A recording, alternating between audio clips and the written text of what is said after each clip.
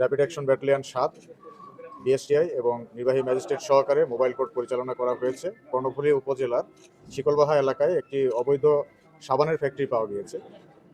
এই ফ্যাক্টরির বিএসটিআই থেকে কোনো ধরনের অনুমোদন নেই, সরকারি লাইসেন্স নেই এবং তারা যে ম্যাটেরিয়ালগুলো ব্যবহার করছে সেগুলোরও কোনো সরকারি অনুমোদন নেই।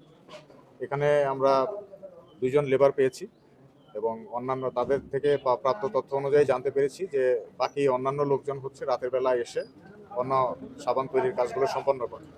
তারা এই সাবানগুলো অবৈধভাবে তৈরি করছে, যার অনুমোদন নেই এবং তার পাশাপাশি তারা বিভিন্ন কোম্পানির নাম ব্যবহার করছে, যেটা একটা গর্হিত অপরাধ। এছাড়াও এই সাবানগুলোর মধ্যে যে ম্যাটেরিয়ালগুলো ব্যবহার করা হচ্ছে এই ম্যাটেরিয়ালগুলোর কোনো মান নিয়ন্ত্রণের পদ্ধতি তাদের কাছে নেই এবং কোনো জায়গা থেকে মান নিয়ন্ত্রণ করে যে তারা একটি অনুমোদন এনেছে সেরকমও কিছু নেই। এই কেমিক্যালগুলো ব্যবহার করা, স্পেশালি যে সুগন্ধি অতিরিক্ত অ্যাড করা হচ্ছে এবং কালারগুলো, এগুলো আমাদের মানুষের শরীরের চামড়ার স্কিনের জন্য অত্যন্ত ক্ষতিকর, যা পরবর্তীতে বেশি দিন ব্যবহারের ফলে স্কিন ডিজিজ সহ এবং দীর্ঘদিন ব্যবহারের ফলে ক্যান্সার হওয়ারও একটা সম্ভাবনা থেকে যায়।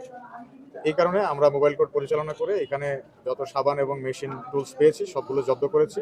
তাদের বিরুদ্ধে আইনানুগ ব্যবস্থা গ্রহণ করা হবে এবং নির্বাহী ম্যাজিস্ট্রেট কর্তৃক তাদের বিরুদ্ধে রায় ঘোষণা করা হবে। ধন্যবাদ।